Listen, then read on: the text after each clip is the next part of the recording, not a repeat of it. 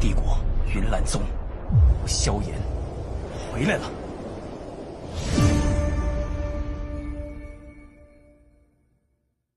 Halo semua, di video ini admin akan melanjutkan alur cerita kemarin, yang dimana di episode sebelumnya, 3 praktisi dari Black Corner mereka pun sangat marah dengan kemunculan praktisi Gerbang Xiao yang dipimpin oleh Xiao Yan. Mereka pun meminta praktisi Gerbang Xiao untuk pergi dari Black Corner ini, karena ini semua sangat merugikan praktisi mereka. Namun tentu saja Xiao Yan pun menolak hal tersebut. Xiao Yan berkata, jika kamu mampu dek, kalian bisa usir aku sang Matic Glory. Akhirnya perang besar pun tidak terhindarkan. Namun ketika mereka akan berperang, tiba-tiba di tengah mereka muncul cahaya merah darah yang membuat kaget 3 praktisi organisasi hitam itu. Tiba-tiba bayangan wanita cantik bohai muncul, yang tidak lain itu adalah janda Medusa. 3 praktisi dari Black Corner ini mereka pun sangat terkejut dengan munculnya sosok wanita berbaju merah. Karena mereka tahu dengan kecepatan itu level wanita ini berada di tingkat dojong. Mereka pun tidak mengira Gerbang Xiao memiliki elit dojong di belakangnya. Akibat hal ini tentu saja membuat mental 3 praktisi ini turun ketika melihat ada seorang dojong.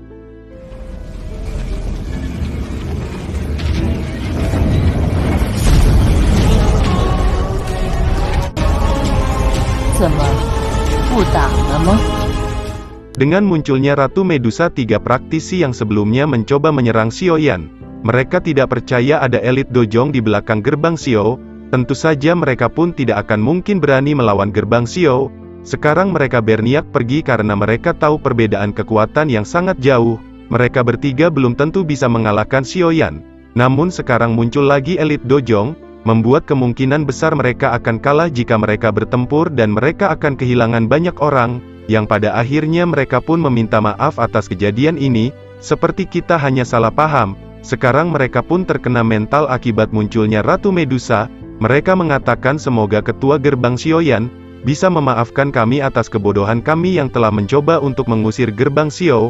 Sekarang 3 praktisi mereka bingung apa yang harus mereka lakukan, yang pada akhirnya mereka pun berbicara dan mereka berniat untuk pergi, karena mereka tak akan berani untuk melawan Xiao Yan dan janda Medusa. Mereka pun mengatakan bahwa mereka akan pergi untuk menyelesaikan masalah sekte yang lain. Dan lain kali kami akan datang untuk meminta maaf secara resmi.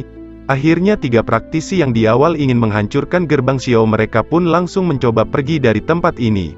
Namun ketika mereka akan bergegas pergi, Xiao Yan pun mengatakan, mengapa kalian pergi begitu cepat, bukankah kita baru mulai dalam pertemuan ini? Mendengar hal itu langkah mereka terhenti. Xiao Yan berkata, bukankah kalian semua ingin mendapatkan keuntungan dari kota Black Corner ini? Bukankah kita bisa menjalan bisnis transaksi rokok Magnum dengan Gerbang Xiao? Para ketua keheranan. Mereka berkata, bisnis apa yang dimaksud oleh ketua Gerbang Xiao? Xiao Yan berkata, di kota Feng ini aku tahu banyak transaksi dan barang-barang berharga yang menguntungkan praktisi yang menguasainya. Aku akan membiarkan kalian untuk menempati beberapa tempat untuk mengurus tempat ini. Para ketua bertanya, jika seperti itu apa yang diinginkan ketua Gerbang Xiao? Sebagai bahan pertukaran atas perjanjian ini, Xiao Yan mengatakan, aku memiliki musuh yang cukup kuat. Walaupun aku percaya diri karena aku sudah Matic Glory aku mampu mengalahkannya. Namun aku masih membutuhkan beberapa orang kuat untuk menangani pasukan miliknya. Mungkin dengan bantuan para ketua aku mampu meratakan sekte tersebut. Para ketua pun mengatakan, memangnya siapa musuh dari ketua dari Gerbang Xiao, apakah kami mengetahuinya? Xiao Yan langsung menghela napas dan mengatakan, aku akan menyerang sekte Mystic Cloud di Kaisar Jiama. Tentu saja 3 praktisi itu sangat terkejut mendengar hal itu. Mereka pun mengetahui siapakah pemimpin sekte itu, yang tidak lain Yun San. Dia adalah seorang dojong juga. Membuat wajah para 3 praktisi hitam ini, mereka pun bingung apa yang harus menjawab ajakan Xiao Yan. Salah satu ketua berkata bahwa sekte Mystic Cloud adalah salah satu sekte besar. Jika kita menyerangnya pasti akan sangat sulit bagi kita untuk menang. Bahkan dengan bantuan kekuatan kami sekalipun. Xiao Yan mengatakan mereka hanya memiliki seorang dojong dan beberapa orang dohuang, dan sisanya doang dan doling. Bukankah dari pihak kita juga memiliki seorang dojong? Dan aku hanya tinggal mengumpulkan beberapa orang dohuang. Tentu pasukan kita seimbang dengan para pasukan sekte Mystic Cloud. Apakah kalian masih belum yakin kita mampu mengalahkan sekte Mystic Cloud? di pihak kita sama-sama memiliki seorang dojong bukan? Harusnya tidak akan sulit bagi para ketua untuk memutuskan akan ikut dalam melakukan push rank ini. Xiaoyan menambahkan apakah para ketua akan melanjutkan bisnis ini. Aku dan praktisi gerbang Xiao memiliki ambisi yang besar tidak hanya di kota Feng saja. Kami suatu saat akan menguasai Black Corner ini. Ini tentu itu akan menguntungkan bagi orang-orang yang telah bersekutu dengan gerbang Xiao. Xiaoyan menambahkan jika kalian mau membantu dalam perang besar ini maka aku tidak akan ragu untuk memberikan keuntungan kepada praktisi kalian. Sekarang 3 praktisi Black Corner ini mereka masih ragu apakah harus ikut dalam perang besar ini atau mereka tidak ikut. Karena lawan mereka memang cukup kuat yaitu Yun San dan juga para prajuritnya. Kemudian setelah itu Xiaoyan pun langsung mengeluarkan sebuah pil yang tidak lain itu adalah pil Wang Perkasa. Saat melihat pil tersebut 3 ketua praktisi Black Corner ini mereka sangat terkejut karena pil itu sangat langka dan sangat sulit untuk dibuat. Seketika 3 ketua kaget, melihat pil Huang Perkasa. Karena pil ini sangat dicari orang-orang yang berada di tingkat Do Huang, dengan pil ini mampu menerobos 2 bintang sekaligus. Dan tidak hanya itu kegunaan pil Huang ini juga sekaligus mampu memperkuat tulang tubuh, dan bisa mampu menghindari gejala kanker dari rokok Magnum. 3 ketua itu mereka tidak percaya apakah ketua Xiaoyan mampu untuk menyempurnakan pil tersebut. Bahkan dengan kekuatan Han Feng pada saat itu saja, dia tidak mampu menyempurnakan pil Huang ini. Apalagi aku lihat kekuatan dari ketua Xiaoyan yang masih muda, aku ragu ketua mampu menyempurnakan pil ini. Xiaoyan berkata dia tidak akan mengeluarkannya jika dia tidak mampu menyempurnakan pil ini. Kemudian di saat persamaan Xiaoyan pun langsung menjentikkan jari dan keluarlah api surgawi hijau gelap, yang membuat semua para ketua pun sangat terkejut karena Xiaoyan juga memiliki api surgawi. Setelah itu Xiaoyan pun kembali bertanya kepada para ketua apakah para ketua akan ikut bergabung dengan praktisi Xiao, untuk melakukan push rank melawan Yun San. Setelah lama mereka berpikir akhirnya mereka pun menyetujui untuk bergabung dengan praktisi Xiaoyan untuk melakukan push rank bersama. Setelah percakapan tersebut akhirnya para ketua pun meminta izin kepada Xiaoyan mereka pun akan pergi bersiap mempersiapkan praktisinya. Akhirnya Xiaoyan pun berhasil mengajak 3 praktisi ini untuk bergabung untuk melawan Yun San sebentar lagi. Akhirnya setelah itu Xiaoyan dan Xiaoli pun sangat bahagia dengan kejadian ini. Karena ini sesuai rencana, sekarang mereka memiliki pasukan untuk menyerang Yun San. Xiaoyan pun mengatakan ini semua sepertinya berkat janda Medusa, yang telah membantu kita membuat 3 praktisi itu ketar-ketir. Jika mungkin tidak dengan bantuan janda Medusa, aku tidak yakin kita tidak akan mudah menaklukkan 3 praktisi dari Black Corner itu. Xiaoli pun sangat terkejut ternyata wanita itu yang berada di depannya barusan adalah Ratu Medusa yang sangat legenda. Bagaimanapun Xiaoli telah berpetualang sangat jauh sampai ke Pulau Jawa, tentu saja dia mengetahui sosok Ratu Medusa yang sangat melegenda. Xiaoli tidak menyangka bahwa ternyata sosok di depannya ialah Ratu Medusa yang legenda itu. Kemudian Xiaoyan pun meminta Xiaoli untuk menyembunyikan identitas sebenarnya dari Ratu Medusa. Xiaoli pun mengatakan baiklah. Singkat cerita Xiaoyan pun akhirnya menemui Ratu Medusa kembali. Kemudian mereka pun berbicara berdua. Xiaoyan mengatakan berterima kasih atas bantuan yang telah diberikan oleh Ratu Medusa.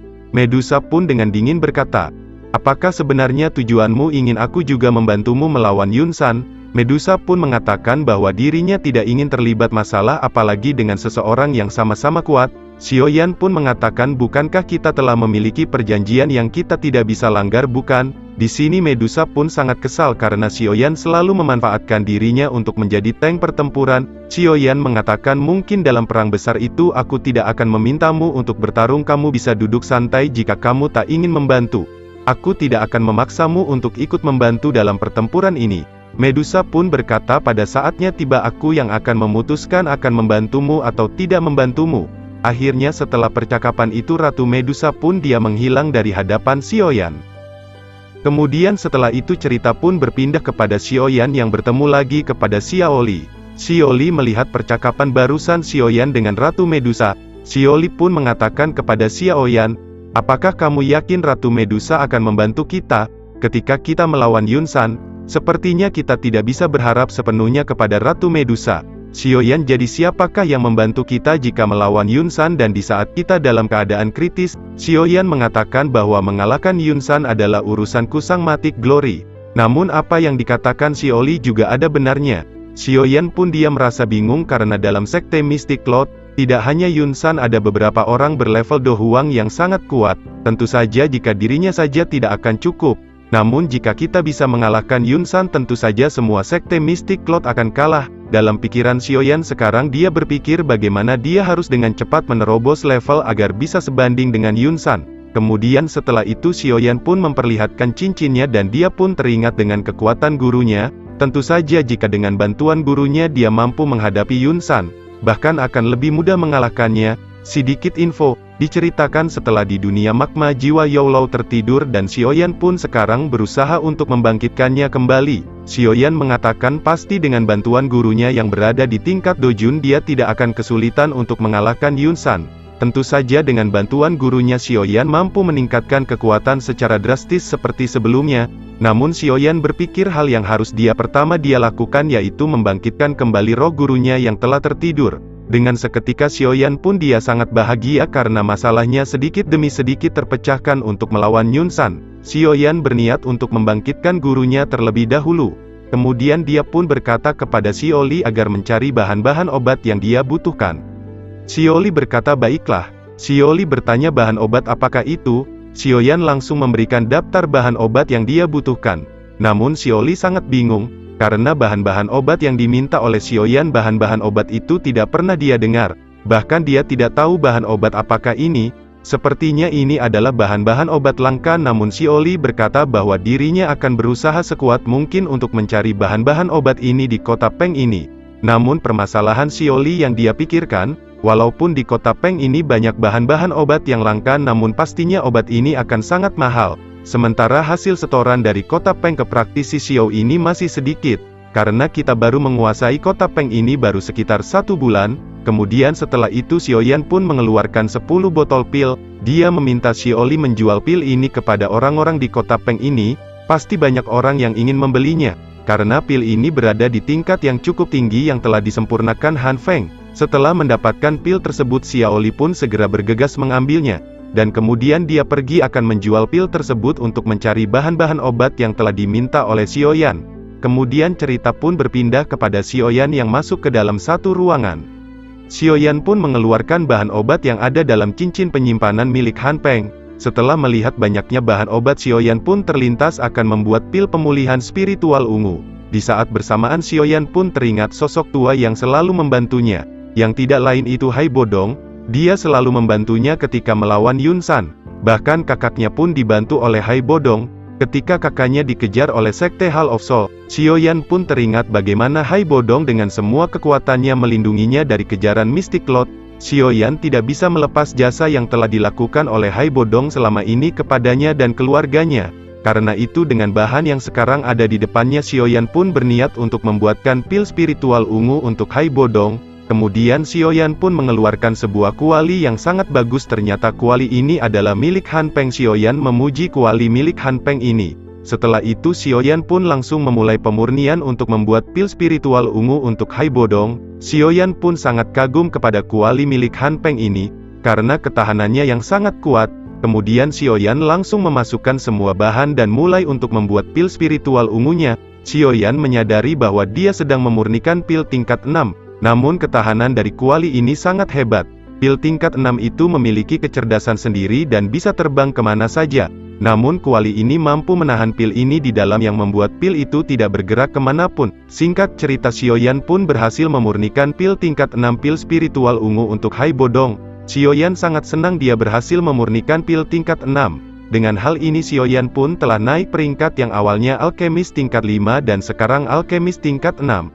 Kemudian setelah itu diperlihatkan bagaimana praktisi gerbang Xiao mereka pun sedang berkumpul. Sekarang mereka pun sedang membicarakan tentang kekurangan uang. Xiaoyan yang mengetahui itu, dia memutuskan bahwa dalam beberapa hari ke depan, Xiaoyan akan melakukan lelang obat di kota Peng.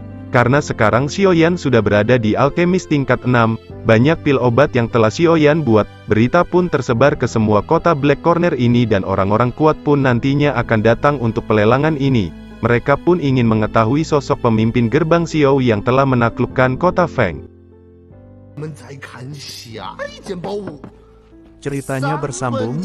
Yang sudah support channelnya dengan subscribe, like, komen dan share, Mimin ucapkan terima kasih.